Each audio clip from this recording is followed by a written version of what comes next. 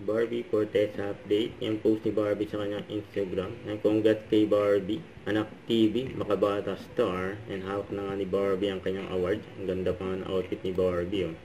Ito pa yung mga video ni Barbie. Ay, yung pangatlo. Kasama si Miss Dayan. Sige mo gades. After ng event. Si Miss Fatima, kasama rin ni Barbie. Ayan nga, yung speech ni Barbie. Yan sa award na Anak TV, yun o. Ang ganda ni Barbie, o.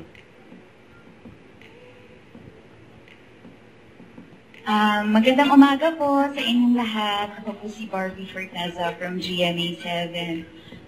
Maraming salamat po ulit sa Anak TV Award sa patuloy na pagkilala po sa aking trabaho at sa paniniwalang magandang ehemplo po ako sa ating mga kabataan. I would also like to thank GMA Network and Sparkle dahil sa patuloy na pagbibigay sa akin ng proyektong napaka-importante at napakagandang mapanood ng mga kabataan katulad ng Maria Clara at Ibarra at Pulang Araw. Maraming salamat po. At syempre sa aking mga magulang, thank you so much for raising me right.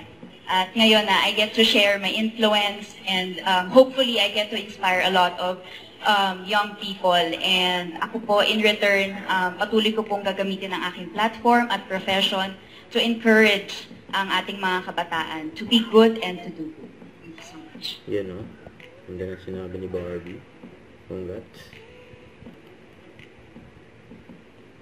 Don't forget to subscribe, click the notification bell for more updates. This is Richard Action Vlog. Stay tuned for more videos. See ya.